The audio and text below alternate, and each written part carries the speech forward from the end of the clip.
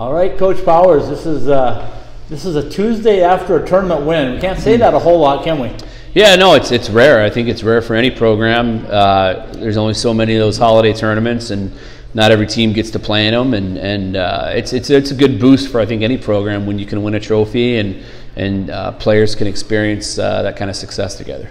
You know, I watched practice today, and the guys look like they hit a little extra jump in their step. The injuries don't feel quite as bad. Mm-hmm. The ice feels a little better. The coach's yelling isn't as bad. Yep. Tell me a little bit what's it like a day after that. Well, you know, it's building a winning culture, and it's hard. You know, it's hard, and it's a process, and it's something that we're working on every day. Certainly when you go and win a tournament like we just did and beat two really, really good teams, to do it, it helps. You know, it breathes confidence into everybody, and it shows everybody with our program and around our program that our hard work is starting to get rewarded. By no means are we there. We still have a long way to go. But this is a step in the right direction, and we're going to look to build off it.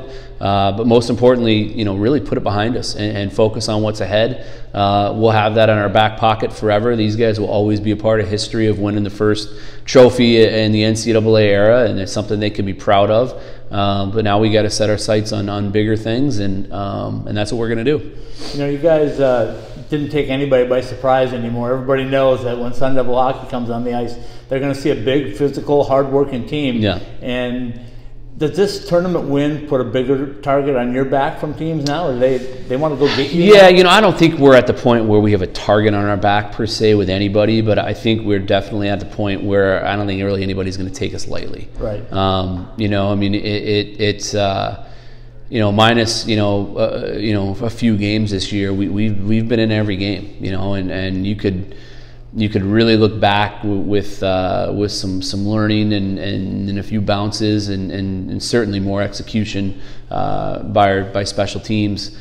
We could be over 500 right now. You know, I mean, there's 7 games we didn't have a win in where I think the goal differentials is -3 in 7 games, and our power play is 0 for 24. You know, so that got going this weekend, and it just breathed confidence into everybody. We reset the guys. We were going to start over in 2018 at 0-0 and kind of remanage and expectations and our goals, and we're off to a good start. And now we just got to keep going. You know, you and I talked a little bit off camera about the play of Gage Huff this weekend and how he kind of broke out, didn't he? Yeah, we're proud of Gage. You know, he's a good kid.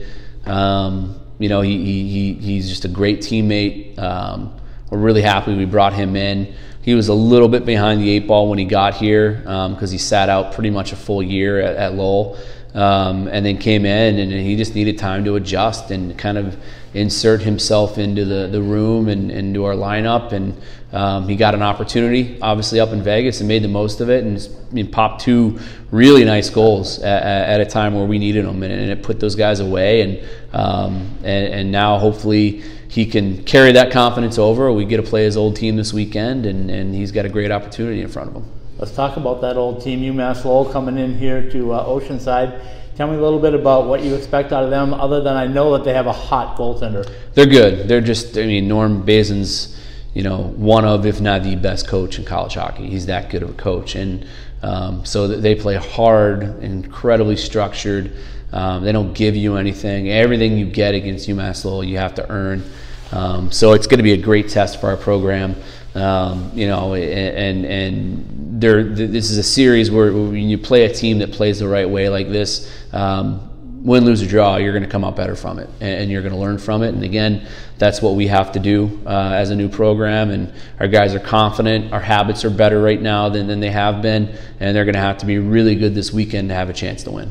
So you got 3 straight weekends at home, and then you're going to finish up with a brutal stretch on the road that you guys are used to doing. But yep.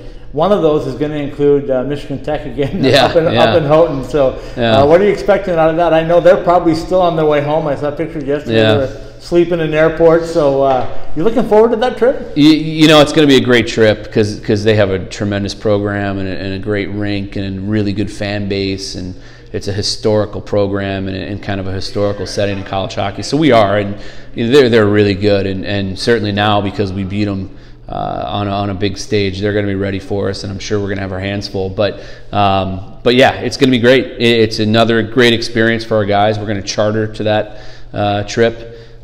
So we were fortunate enough to raise some money to charter out, and it'll be an easier trip from a travel standpoint than we're used to, because we just get to hop on a plane and head out there on Thursday and land right in Houghton, and then Saturday right after the game get back on the plane and come back, and we'll be back here by 1 a.m. on Saturday night. So yeah, we're looking forward to it.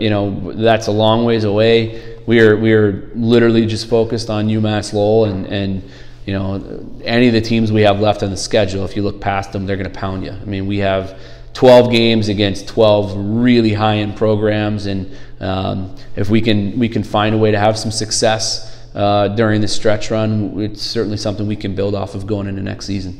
I want to wrap it up with talking a little bit about the fan bases. Tech brought everything that they had except their band. They were loud, they were boisterous, and the 942 crew stood up to them, didn't they? They did. Yeah, the students were unbelievable in Vegas, and they really gave our guys energy. I think when our guys came out against Northern Michigan, 942 crew and our supporters up in Vegas, family, friends, Vegas alumni, people that came up, they were loud. I mean, they matched Tech's crowd, toe-to-toe and overmatched Northern's on Friday, and it was awesome. It gave our guys energy and confidence, and I think showed our guys that what we're doing is catching on. It's catching on with people.